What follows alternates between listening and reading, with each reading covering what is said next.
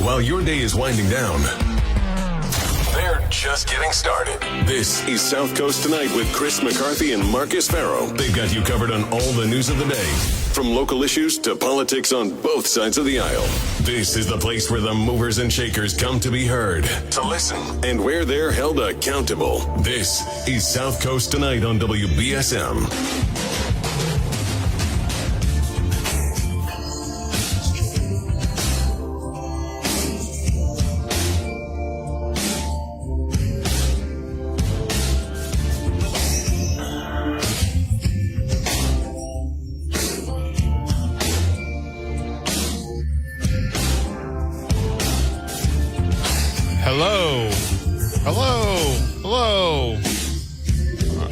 Hello. Hey, welcome to South Coast Tonight. I'm Marcus Farrow. 508-996-0500 so I can get... Oh, wait. It's instinctive. It's like breathing. So you can do one or two things. You can use the app chat feature, or you can call in on open line, and we can play that. So message us in the app chat. We're taking app chat messages, and we're taking open line calls. It's still, despite the phone lines being down, we've got our engineers are here around the clock working on this stuff, and hopefully get it back in due time. We've had a very active show. So Joe Lopes announced at 8:00. If you missed it, the podcast will be available soon for you to download. Joe Lopes, former Ward 6 city councilor, has announced that he's running for Ward 5 city council. He is now a homeowner in Ward 5. He'd purchased a home in Ward 5 earlier this year. So he's a homeowner in Ward 5. He is running for Ward 5 City Council, and he said if you heard the interview, he talked about his experience serving as City Council President 4 times previously. I'd served there for 12 years. The last election, he'd lost to Ward 6 City Councilor Ryan Pereira, but former Councilor Lopes is running with the endorsement of outgoing City Councilor Scott Lima, Ward 5 City Councilor Scott Lima, who announced his candidacy here. Announced that he was no longer running. He was not seeking another term as the Ward 5 City Councilor. He announced it here on South Coast Tonight. And so former Councilor Lopes told us that he is running with the endorsement of Scott Lima and of former Ward 5 City Councilor Kerry Winterson. So anyway, we're taking your message on the app chat again. We were live tracking those town elections in Fairhaven. Keith Sylvia and Charlie Murphy were the select board members were running unopposed. Oh, I do want to congratulate also Dan Lopes, who just got elected to the BPW. I just stepped down recently from the BPW.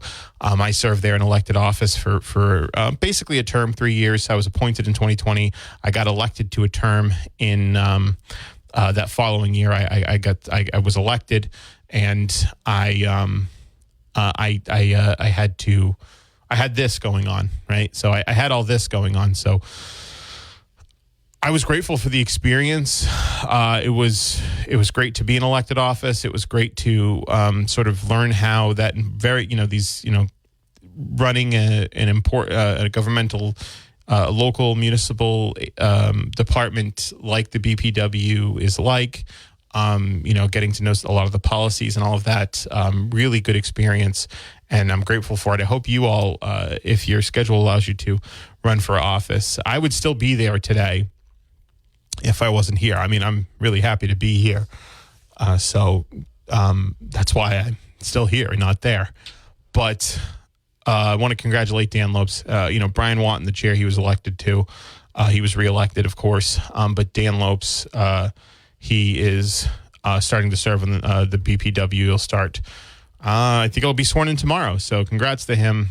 I think very qualified. So again, we've got two new planning board members. Got 2 new planning board members. Wayne Hayward is out. He was there for 30 years. He lost. That was following a story. You can check out on WBSM.com that he was investigated for sexual harassment after he made illicit comments toward a town employee. So you can check out that story on WBSM.com if you'd like. Also congratulate to Brian Monroe and Steph Pickup, who were elected.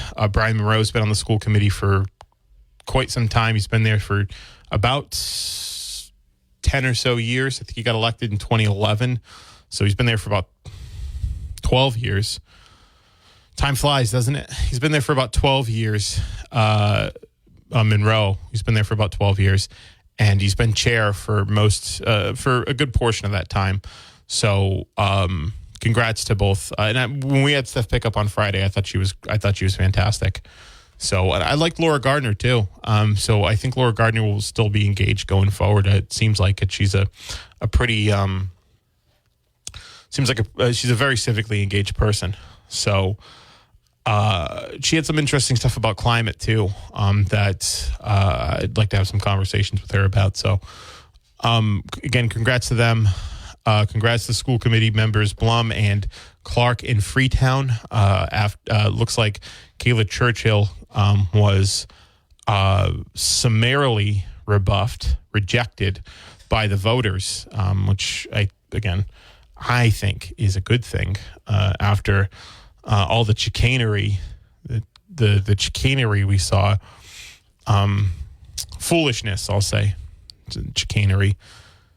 Chicanery is a good word. I learned it actually in an episode of Better Call Saul, which is a good show. I don't think it's better than Breaking Bad. I know Tim does. I don't think but it's still a very good show. Anyway, we're taking your messages on the app chat again. You're going to check out our podcast. You got to check out our podcast. We had some good content in the first couple of hours. And tomorrow, actually, we're going to have former Bristol County Sheriff, Tom Hodgson. Tom Hodgson will be in studio with us tomorrow. He'll be in studio with us tomorrow. I thought it'd be a good idea. There's a historic event happening. You know, the former president is getting arrested tomorrow. I could be here and with my unfiltered opinions on it. I shouldn't say unfiltered, unchecked, because I am filtered in some way by the FCC, right?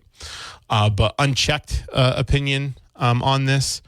But I thought it'd be a good idea to have a strong Republican voice, a recognizable one too locally for you guys to be joining me. And so I texted the former sheriff, and he was excited to come on. So we'll talk to we'll be with special guest host Tom Hodgson tomorrow. So really looking forward to that as well. Wednesday, actually, we've got Will Senott from the New Bedford Light. We're just previewing. I'm just previewing some of the show. We've got Will Senott from the New Bedford Light on Wednesday. He's going to talk a little bit about his story on the Eastern Fisheries thing, and we're also talking about his work investigating Blue Harvest. I think Will's got a really interesting beat, being covering all the ocean industries in New Bedford, which is quite big. So we'll have Will Senott on Wednesday at 7, and then we're going to have Josh Amaral, who is the director of housing and community development. He's going to hop on with us in the 8 o'clock hour to talk about the comprehensive housing plan. So That will be fun. I used to have Josh on a lot when I was on Saturdays, and he was a member of the school committee. Josh has certainly got a firm grasp on the issues, and I think does a really good job of articulating them. So I think a really good person to be in that position at a time when housing is at the forefront of not just the local conversation, but the national conversation. I think a guy like Josh Amaral is going to serve Mayor Mitchell very well. So we heard Mayor Mitchell last week talk about some of the housing issues in the some of the housing issues and his comprehensive housing plan that he had released last week on Wednesday when he was here with us, and he was with Tim in the morning. We did a little bit of a deep dive into it, Chris and me, and again, that's a podcast worth listening to again. But we're gonna have Josh Amaral in studio for an hour.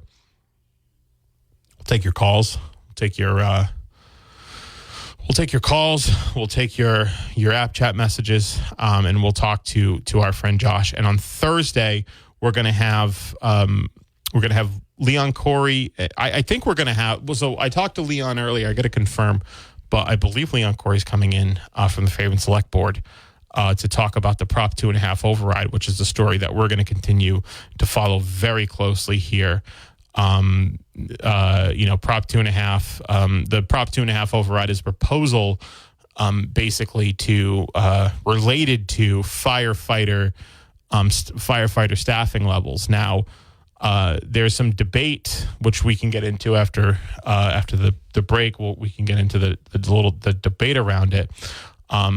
The firefighter union advocated for Prop 2.5 as a way to increase their staffing levels. There's 4 recruits coming in. They still need that'll be ready in July. They still need more. They still need more. There's 4 recruits that are coming in. The union says they need more to have just a manageable staffing level. But now they're hearing that the town is saying that they can't even keep those 4 recruits if they don't get the 2.5 override. So a little bit of crossed wires here on the communication. So, we did, there is a story, also another story on that on WBSM.com that I'd urge you to check out. But also check out the story that Chris and I just published on former Ward 6 City Councilor Joe Lopes running for president. Running for former City Council President Joe Lopes running for Ward 5 City Council. We're going to have more announcements here on South Coast tonight. There's going to be more people that are running for office that will announce here. So this is the place where you want to go. This is the sounding board for all the local elections. They're going to make their announcements here with us on South Coast tonight. You had Councillor Lima announce that he wasn't running. You had Councillor Lopes announce that he is running, and with the endorsement of Lima.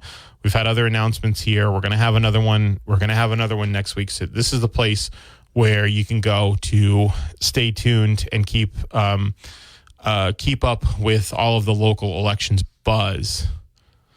So again, to that point, we want to congratulate Stephanie Pickup and Brian Monroe and Fairhaven School Committee. We want to congratulate new planning board members Carr and De Silva. We want to congratulate Selectman Murphy and Selectman Sylvia. Ran unopposed, but still, I think that speaks to the town's satisfaction with their leadership, right? And school committee members Blum and Clark in Freetown and Lakeville because they summarily rejected the foolishness of school committee candidate Kayla Churchill, who was charged with trespassing on school grounds, which she said was a point she was trying to make about school safety, which is interesting. So anyway, we'll take your app chat messages. We'll take your calls on the open line. I'm here till 10, and this is Marcus. I'm Marcus Farrow, and this is South Coast Tonight. So stay tuned. Hey, welcome back to the show. I'm Marcus Farrow. You want to message us on the app chat? You can. So we talked about this a little bit earlier in the first hour.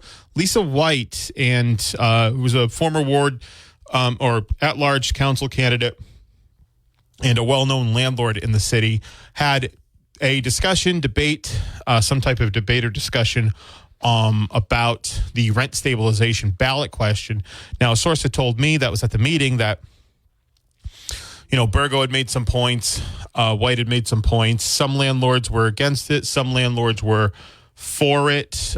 So I think having these like neighborhood by neighborhood discussions, I think is a really good idea. That was something Scott Lang talked about, the former mayor of New Bedford, when he came on one of the Friday shows. Scott Lang's, of course, a fantastic Friday guest and our first guest. He's always our first guest, and he had talked about the great ideas forums he had in each ward of the city.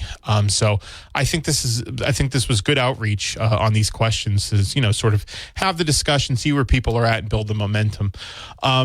But you apparently, I do want to. Apparently, this is from what I heard was from my source was that their argument got pretty intense, pretty involved, right? It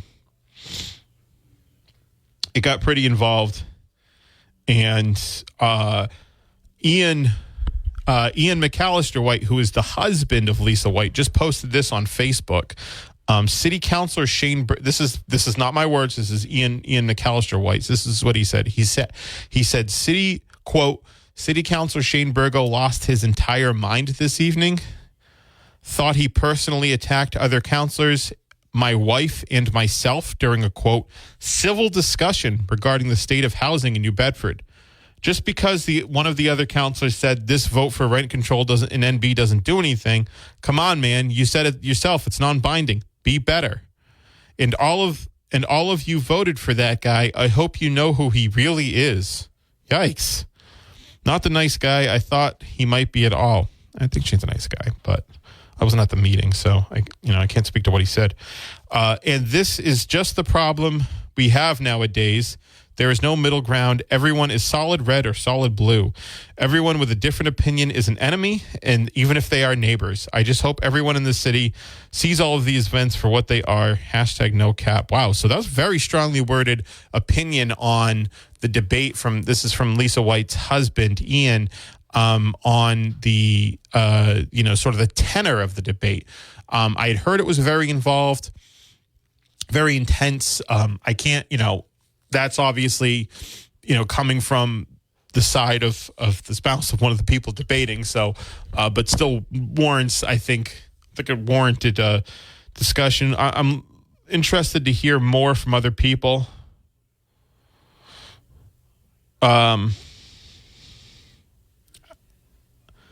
I'm interested to hear more from other people about how that debate went. Maybe we can continue that conversation. There's probably people that were at that forum that are listening now. If you could download the app and app chat, or you can call in. We're hoping the phones will be ready maybe tomorrow. You can call in during Phil or Tim's show or Barry's or mine with we're going to have special guest host Tom Hodgson tomorrow. So I think he's going to talk about some of this stuff. I know he's got some opinions. I remember hearing his opinions on rent control when that question got brought up, because he was guest hosting the week that I think we broke the news here on WBSM that he would be, the New Bedford would be putting forward this rent control / rent stabilization ballot question. So Polly from New Bedford, reacting to Stephanie Pickup's election, says, not a Fairhaven resident, but you don't get better than the Pickup family.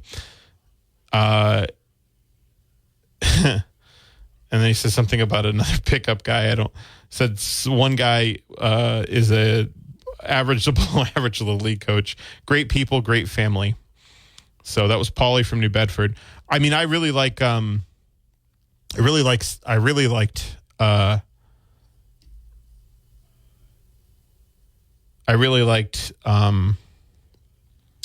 Stephanie. She was great. Oh, this is an older message.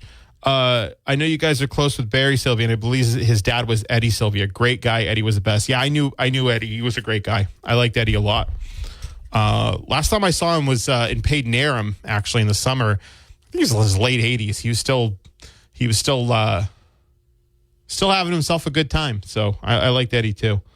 I knew him. I knew him as well. So that's good. Thank you, Paulie from New Bedford. If you want to interact through the app chat, you can. We got another app chat message. Dartmouth election tomorrow. Really excited. And yeah, there's contested a contested election for school committee that we're all looking forward to. We had 3 of the 5 candidates on again. I reached out to every candidate. So the ones that didn't make it, we reached out. Sometimes your schedules don't work or whatever. I get it. People are busy. But we were able to have 3 of them on. We were able to have Kathleen Amaral, Eric Morency, and Lynn Turner on. If you're from Dartmouth and you maybe life gets in the way, you're a little bit busy, you haven't been able to hear much about the candidates, you can listen to those podcasts. They're available for you on WBSM.com, the app, the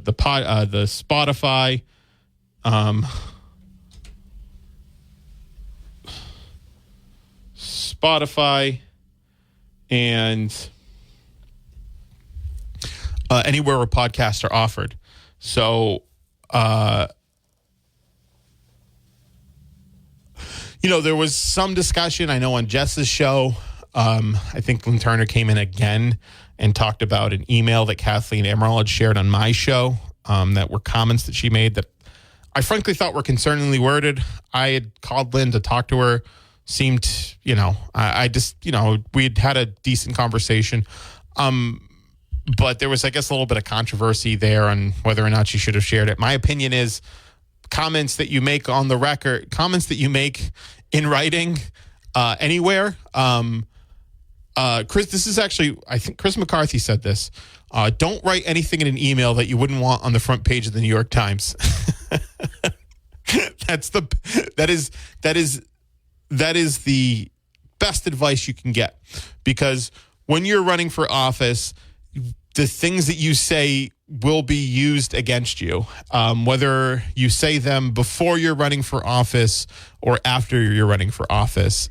So complaining about things that you said when you were running for office, while you're running for office, is a bit babyish, to be honest with you, especially when you make them in writing to a public entity via email, which on a public server, which can be requested by anybody and read by anybody through the Freedom of Information Act. It's all public. Those are all public records. Those are all readily available to the public. Correspondence between school committee members in those emails, correspondence between other people and school committee members, correspondence between members of the state and school committee members, teachers, principals, etc. It's all public. It's all subjected to the Freedom of Information Act. It's all readily available. But I did hear a little bit of hand-wringing around that last on Saturday on Lynn Turner's part. And I like I said, I didn't think there was anything wrong with using email, with taking things that you said and saying, hey, this person said these things, these concern me. I don't think that's dirty politics. I think that's just, comparing, contrasting one candidate to another. But anyway, so that we'll talk more about that school committee race tomorrow. Tomorrow we'll break that news. We'll be here actually with Sheriff Hodgson, who is a Dartmouth resident. Maybe he has an opinion on it. And we can we can hear him on that as well. It's good that, I will say it is good that I think people are engaging a lot more with the school committee. We're starting to obviously feature more school committee stuff here as well. We're going to do it even more as time goes on, because obviously Superintendent Anderson is leaving for his hometown in East Hartford, Connecticut. And so we had actually Ross Grace and Bruce Oliveira on a week or two ago to talk about who they want to see in that seat for superintendent. So obviously Mayor Mitchell's the chair of the school committee by virtue of his position. Actually, most cities, I think except for Attleboro, the mayor is the chair of the of the school committee. So I think Attleboro is the exception, because I remember we talked to the now Sheriff Paul Heroux about that off the air, and he had said that he wasn't the chair of the school committee. The mayor wasn't on the school committee in Attleboro, which is, I think, kind of weird. But anyway, so I'm glad that more people are actually getting engaged in the school committee. I think it's a good thing. There is I think, a pretty hotly contested race over in for the Old Rochester School Committee, the ORR School Committee, where those tri-town elections, I believe, are sometime in late May. So we've got plenty of lead time for discussion on that, and hopefully we can get the candidates on the program to talk more about their platform. You know, there was that vote on the books where certain school committee members wanted to ban books, for stupid reasons, but they weren't able to ban those books. Those books will be on the shelves for at least another 3 years till that issue can be brought up again. I think in which time, in 3 years, Republicans will probably have found something else to freak out about. So they might not be on book banning. They might be on some other ridiculous, wacky culture war stuff. So I think in those books are probably pretty safe for a while, because this sort of book banning, freaking out about transgenders in schools and quote unquote critical race theory, which is literally just like teaching history, is not are just like the flavor of the week. I think it's just something that, just something that they do now, something national Republicans like to fundraise off of. It doesn't win them, that doesn't really win them elections. They haven't had any election success with it, but it's something they can fundraise off of, something that, some conservative talking heads can keep a base of people talking about, and something that just basically people can get riled up over. But we'll at least be able to talk about some of the local issues regarding the school boards and the school committees. This all kind of started, I think, out of the Glenn Youngkin campaign. The Glenn Youngkin campaign for governor in Virginia, where he basically a lot of these, he ran on whatever, he ran on getting upset about transgenders and whatever critical race theory is, and he got elected. He got elected to a 4-year term. I think a lot of that had to do with the fact, and there was a lot of battles going on locally in the school boards too. I think a lot of the I think a good reason why Glenn Youngkin was elected is because they had a really bad candidate running against him, Terry McAuliffe, who was a senator and was the governor of Virginia, but just sort of, kind of like pretty much a recycled candidate at that point, not very inspiring, and sort of tied to, I think the old Clinton machine politics, which I don't think is, appetizing for a lot of voters in some of these swing states like Virginia. Virginia's mostly a blue state now, but it is a blue state that can lean the other way, especially in off-year elections. And Virginia is actually elects their governor, like New Jersey, in odd years. So I think that's where a lot of this school committee culture war stuff had really started, is with the Youngkin campaign. And then that guy, what's his face, Chris Rufo, going on Fox News and just, talking about CRT all the time. So, and now Ron DeSantis just sort of writes bills into law that because he's got the legislature and all that, he tries to make Florida whatever. This is how he's running for president. He's just any idea conceptualized by conservatives on the internet is basically going to be law now, the Don't Say Gay bill, which basically makes it illegal for teachers to be gay, and to even mention the fact that there might not be, that not everybody is heterosexual. That's now outlawed in schools. So it's starting to, I think, permeate down here in a way that is probably pretty disconcerting, but we'll see how these elections shake out. So 508-9960-500. We're taking another break. Download the WBSM app and listen to us everywhere. 300. To some people, the sound of a baby babbling doesn't mean much. But that's not necessarily true. By 6 months, they're combining vowels and consonants. By 9 months, they're trying out different kinds of sounds. And by 12 months, their babbling is beginning to take on some meaning. Especially if there's no babbling at all. Little to no babbling by 12 months or later is just one of the possible signs of autism in children. Early screening and intervention can make a lifetime of difference and unlock a world of possibilities. Take the first step at autismspeaks.org. Veterans and their families are popular targets for financial fraud. Scammers may try to defraud you through misleading commercials, emails, texts, cold calls, or online ads. They may even pose as someone from VA or an organization providing discounts on fees for services. But VA will never charge you for processing a claim. Do not provide your personal information to anyone other than a VA-accredited representative.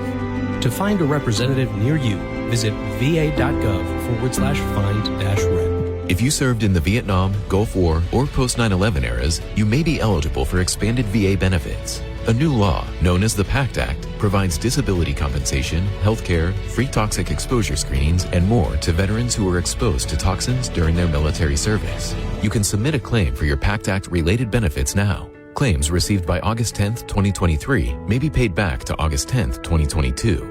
Visit va.gov/PACT to learn more and file your claim. The voices in the night that cover the news of the day. I heard the voices too. Chris McCarthy and Marcus Farrow. More of South Coast Tonight happens now on WBSM. Hey, welcome back to the show. I'm Marcus. We again, the phone lines are actually going to be up just in time for the show to end. But I'm actually, I'm thankful they'll be up for tomorrow. Thanks to our engineer Frank for working tirelessly to get that done. We do appreciate it. So we'll have the phone lines ready for hopefully ready for tomorrow. And tomorrow it's a good, very opportune, because tomorrow is going to be here Tom Hodgson. My special guest host, Thomas Hodgson, is going to be joining us tomorrow.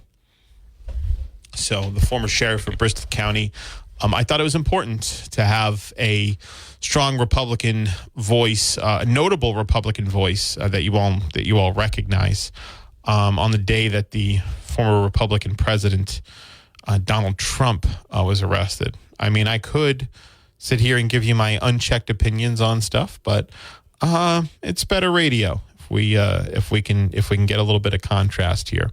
So happy that the former sheriff is joining us at 7 p.m. tomorrow. You're going to want to tune in for that. And you're going to want to call in, because hopefully looks like the phones are going to be ready. That's what the engineer said. The phones will be ready just in time for the show to end. And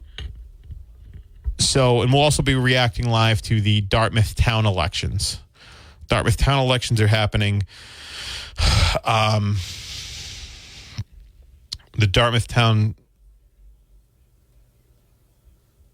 The Dartmouth town elections are happening tomorrow. Again, hotly contested races for school committee. 5 candidates for 2 seats. So a very crowded field there. So we'll be tracking that. We'll be tracking that as well. Then Wednesday, again, we've got Will sent out the New Bedford Light. We've got Josh Amaral, the Director of Housing and Community Development, on at 8. And then Thursday, we've got Leon Corey, I believe, Selectman for Avon, is going to be joining us Thursday. So Friday I'm not going to be in, but there'll be some good programming here on South Coast tonight. Chris or we'll have a Chris or guest host. Somebody will be here. Somebody will be here saying something that you'll want to hear. How's that? Someone will be here saying something that you'd like to hear, and you can tune in on Friday for that. It will not be me. It'll be somebody. So anyway, shoot us a message on the WBSM app chat. Leave us a call on the open line. And again, the phones will be back tomorrow. Isn't that exciting? So don't get me wrong. I can monologue. I have been monologuing. But it's good to hear from you guys. I'd like to hear from you guys more. And I think tomorrow is going to be a really good opportunity with the former president being arrested, arraigned, and all of that booked, and I think be arraigned. So the indictment will probably come out too. So we'll be able to live react to that, to the Trump indictment.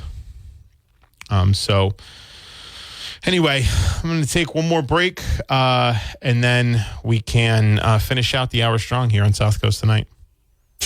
And we're back, finishing out the hour strong here in South Coast Tonight. Want to congratulate the candidates in Fairhaven and Freetown and Lakeville that won tonight, and the ones that didn't, that came up short. You ran a good campaign, and you worked hard. You put yourself out there, and that's not easy. It's not easy. So I'm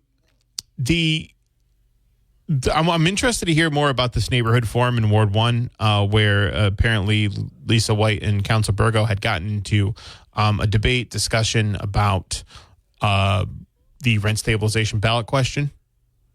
So it's actually cool that that they're doing this. I think the count, that they're going to these neighborhood meetings and talking about this stuff. I'm hearing that the conversation got intense. There's a couple, somebody told me that was there. You saw the Facebook post with from Lisa White, her husband, who apparently was upset about the whatever Councilor Burgo had said to her. So I'm interested to hear, all sides of that, and hopefully we'll be able to do that maybe tomorrow. As we learn more about that situation, maybe it'll be discussed during the daytime program. I have to imagine there's some people there that, if not all of them, there that listen to us here at WBSM. And I want to thank you all for joining me this evening. I know that it's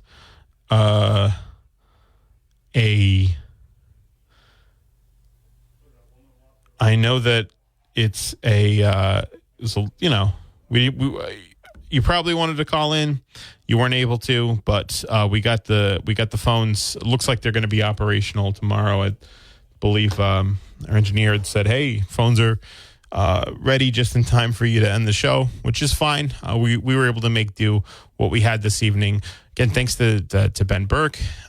Thanks to Joe Lopes, the former city council president, Ward 6 city councilor, announcing that he's running for Ward 5. You can find that podcast now. It should be available if you want. If you didn't get to hear the interview, if you want to hear it again, you can listen to it again on WBSM.com, the WBSM app, anywhere where you can find podcasts, you can listen. So, again, thanks everyone for joining me this evening. You're going to want to stay tuned tomorrow. You got Phil in the morning. You got Tim Weisberg from 9 to noon. You've got Barry Richard from 12 to 3. And then you've got Howie Carr from 3 to 7. And then I'm here again, 7 to 10, with special guest host, former Bristol County Sheriff, Tom Hodgson. It's going to be a blast. And you're going to want to tune in. You're going to want to call in. You're going to want to message on the app chat, because we'll be here and we'll be taking